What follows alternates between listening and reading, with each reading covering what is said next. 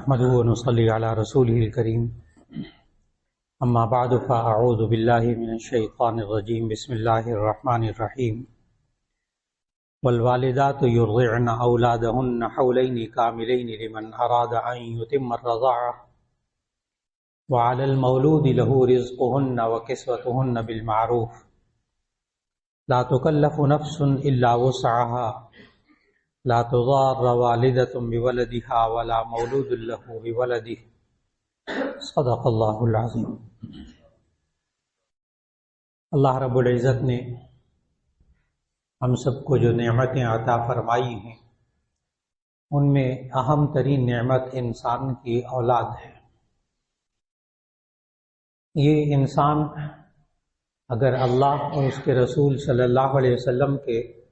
بتائے ہوئے طریقوں کے مطابق اولاد کی پرورش کرے، یہی اولاد انسان کی آنکھوں کی ٹھنڈک بنتی ہے، اور یہ انسان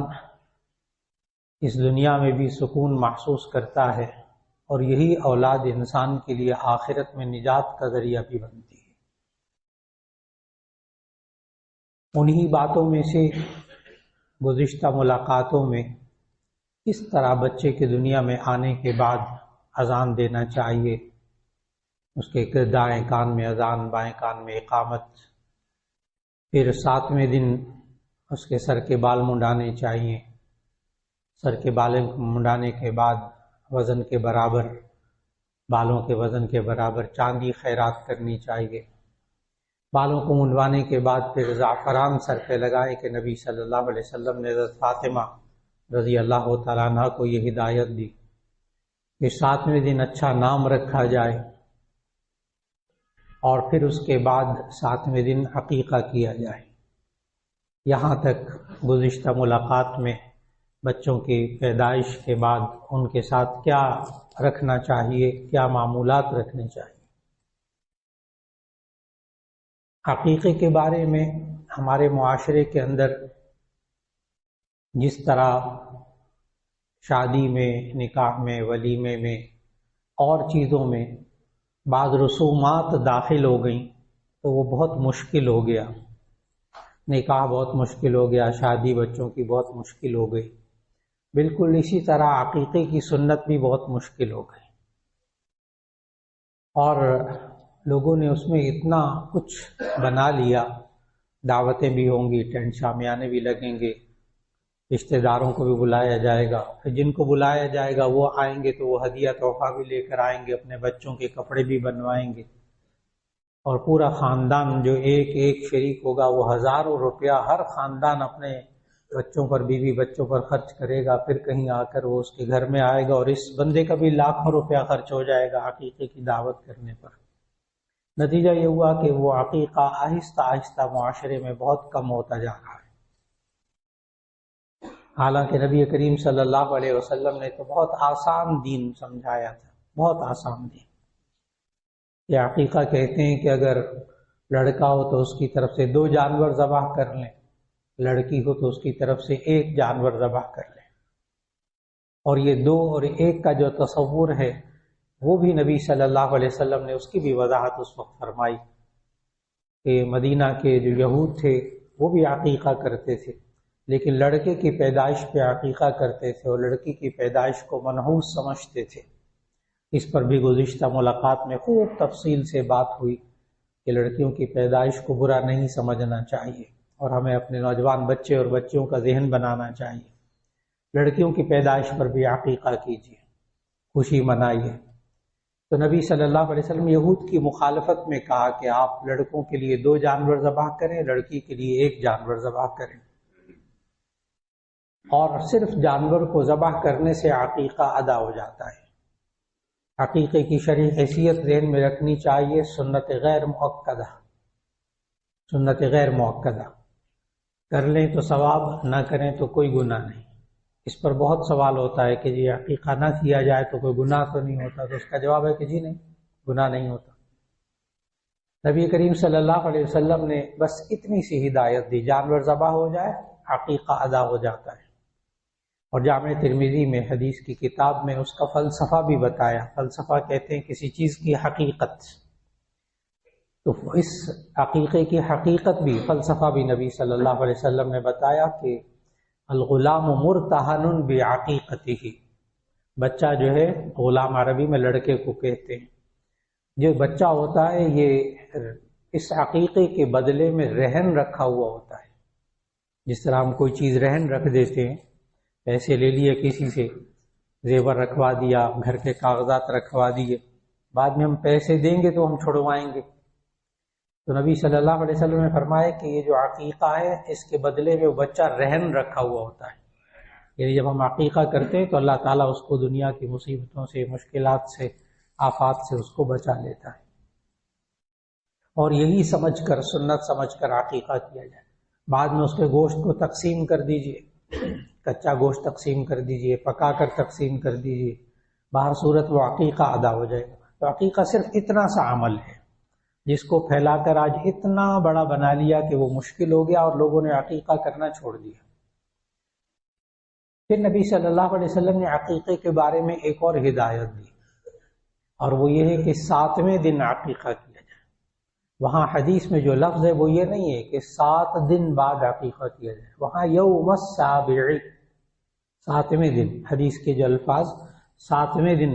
عقیقہ کر لیں۔ اب وہ 7واں دن آج کل ویسا اوقات ہوتا ہے کہ اسپتال کی مصروفیت کی وجہ سے، اور کبھی وہ میکے چلی جاتی ہے، کبھی طبیعتیں ناساز ہوتی ہیں، کبھی خرچہ اتنا ہو جاتا ہے اسپتالوں کا جس کی وجہ سے عقیقہ نہیں کیا جا سکتا۔ تو اگر عقیقے کو 1 آدھ مہینے بعد بھی کرنا چاہے، 3 مہینے، 6 مہینے بعد بھی کرنا چاہیں تو کر سکتے ہیں، اس میں بھی 7ویں دن کا خیال رکھا جا سکتا ہے۔ اس کا بہت آسان طریقہ، بہت آسان طریقہ کہ جس دن بچہ پیدا ہوا ہے اس سے 1 دن پہلے عقیقہ کر لیجئے، وہ 7واں دن ہوگا۔ مثال کے طور پر اگر جمعے کے دن بچہ پیدا ہوا تو ایسی صورت میں اگر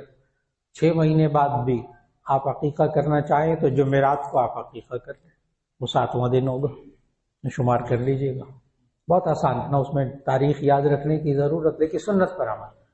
بسا اوقات ہوتا ہے انسان کہتا ہے نہیں اتوار کو چھٹی ہوتی ہے،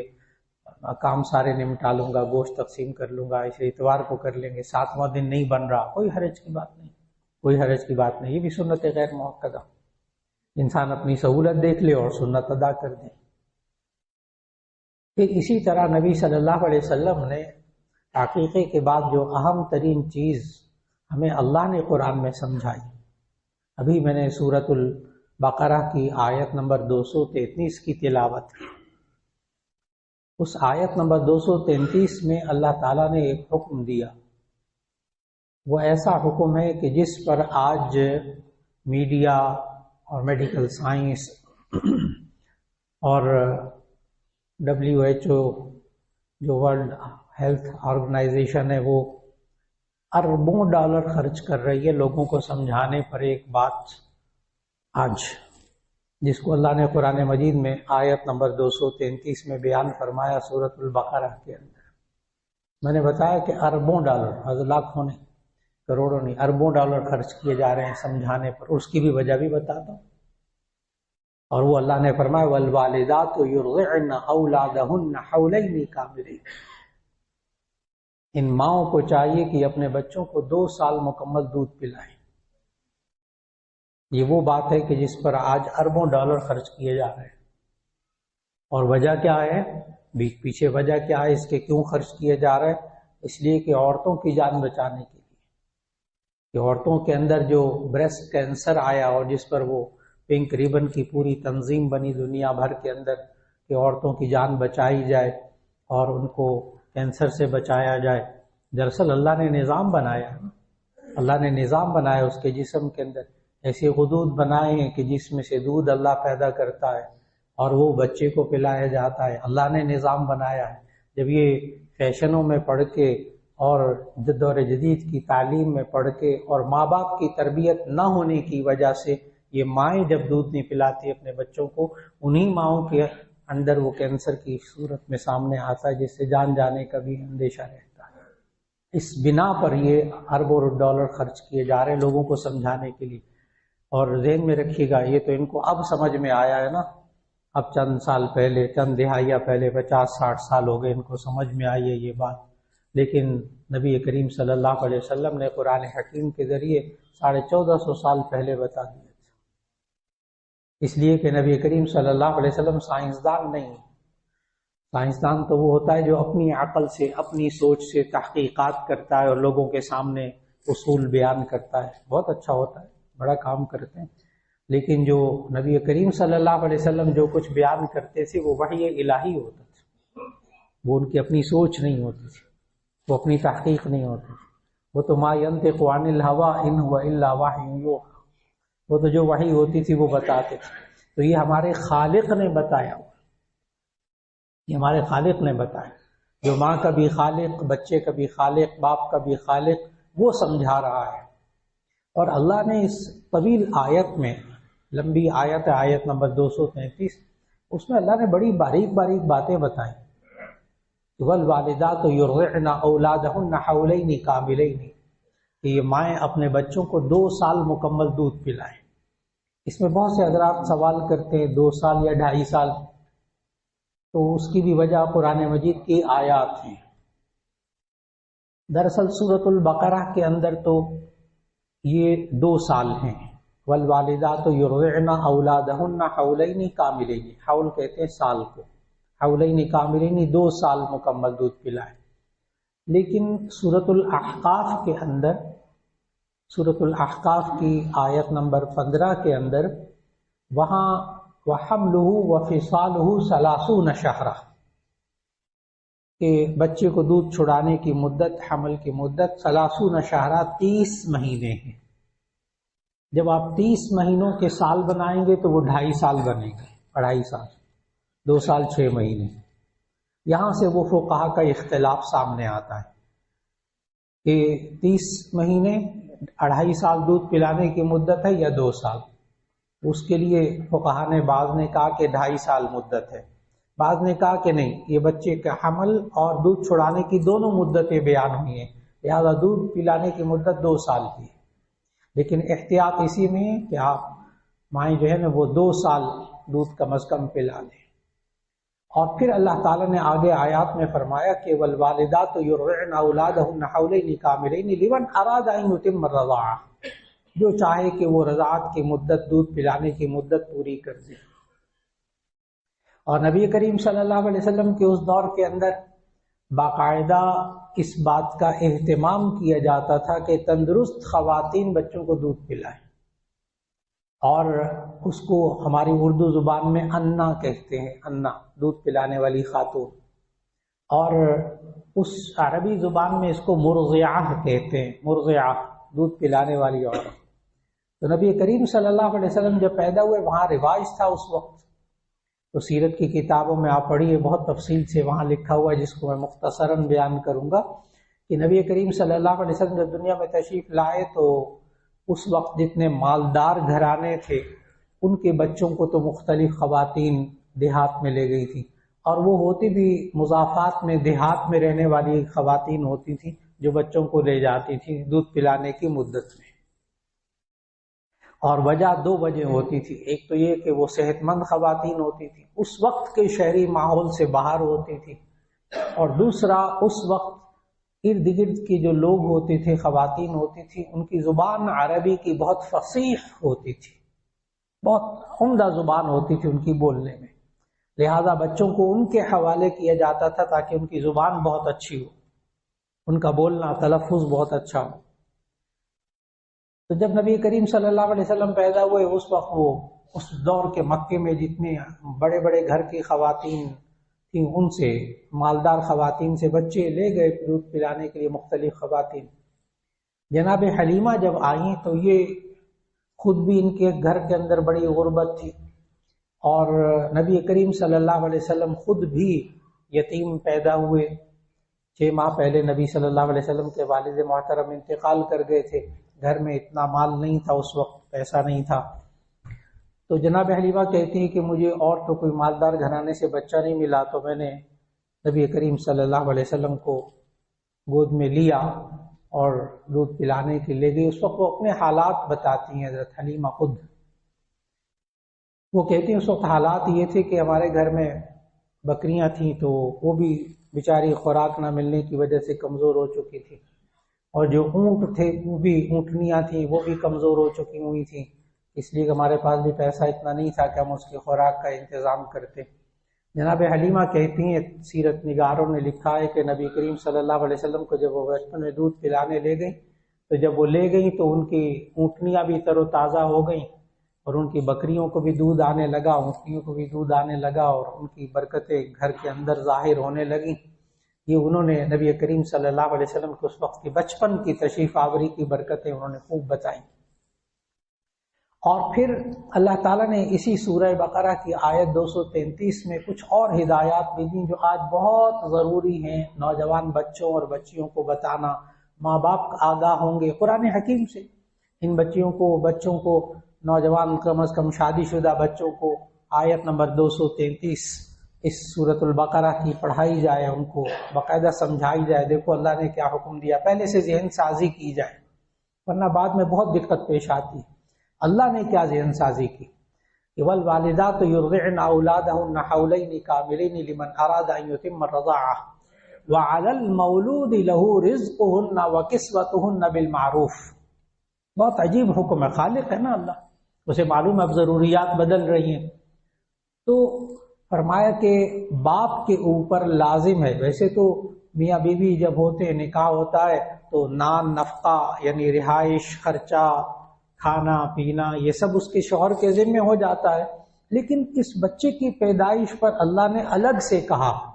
وَعَلَى الْمَوْلُودِ لَهُ رِزْقُهُنَّ وَكِسْوَتُهُنَّ بِالْمَعْرُوفِ۔ جس باپ کا یہ بچہ ہے اس پر لازم ہے کہ وہ ماں کے رزق، کھانے پینے اور اس کے لباس کا اچھی طرح اہتمام کرے، یہ الگ سے حکم ہے۔ اور اب میڈیکل سائنس کیا کہتی ہے کہ دودھ پلانے والی مائیں بچیاں کمزور ہوتی ہیں، ان کی خوراک کا اہتمام کریں، اب انہوں نے پرورش کرنی، یہاں تک کہ نبی کریم صلی اللہ علیہ وسلم نے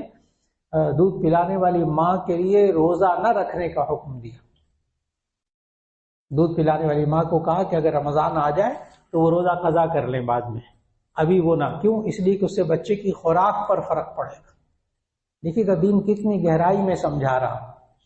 اس لیے مرضعہ یعنی دودھ پلانے والی خاتون کے لیے شرعی حکم یہ ہے کہ وہ رمضان کے روزے چھوڑ دے، رمضان کے روزے چھوڑ دے، فرض روزے، اور پھر جب وہ بعد میں فارغ ہو جائے مدت سے اور پھر کسی وقت میں جا کر وہ روزے قضا کر لے۔ اور اس شوہر پر، باپ پر لازم ہے کہ اس وقت بیوی کے کھانے پینے کا اور لباس کا اہتمام کرے اس بچے کی وجہ سے۔ آج یہ ایک بڑی عجیب بات عرض کروں گا کہ آج کل ہمارے نوجوان جو شادی شدہ ہوتے ہیں، وہ بچیاں ہوتی ہیں، اولاد ہوتی ہے، اور اس کے بعد راتوں کو جاگنا، مشکلات، فلاں اور یہ سانسیں بھی اس وقت، اب ہماری بزرگوں کی ذمہ داریاں